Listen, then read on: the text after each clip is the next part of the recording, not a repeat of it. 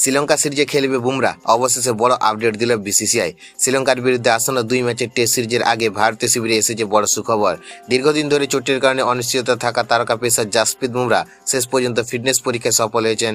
BCCI সূত্রে জানা গেছে তিনি এখন পুরোপুরি সুস্থ এবং টেস্ট ক্রিকেটে ফেরার জন্য প্রস্তুত। ফলে শ্রীলঙ্কার বিপক্ষে ভারতের টেস্ট দলে তার খেলা প্রায় কার্যত নিশ্চিত। ইংল্যান্ডের বিরুদ্ধে একদিনের সিরিজ চলাকালীন হাঁটুর সমস্যায় পড়েছিলেন বুমরা। সেই চোটের কারণে তিনি শেষ ওয়ানডেতে মাঠে নামতে পারেনি। এরপর বেঙ্গালুরু সেন্টার অফ এক্সিলেন্সে দীর্ঘ রিহাবের মধ্য দিয়ে ধীরে ধীরে ফিটনেসে ফিরে পান। সবশেষে বিসিসিআইয়ের কঠিন ফিটনেস পরীক্ষায় সফল হওয়ার পর তাকে টেস্ট সিরিজে অংশ নেওয়ার ছাড়পত্র দেওয়া হয়েছে। বোর্ডের এক সূত্রের দাবি, বুমরার শরীর এখন আর কোনো চোট বা দুর্বলতার সমস্যা নেই। তিনি সম্পূর্ণ ম্যাচে ফিট এবং দলের অন্যতম গুরুত্বপূর্ণ অস্ত্র হিসেবে শ্রীলঙ্কা সফরে থাকবেন। ভারতীয় টিম ম্যানেজমেন্টও তার প্রত্যাবর্তন স্বস্তি পেয়েছে। উল্লেখযোগ্য বিষয় হলো, বুমরা শেষবার গত বছরের নভেম্বরে দক্ষিণ আফ্রিকার বিরুদ্ধে গুয়াহাটিতে টেস্ট ম্যাচ খেলেছিলেন।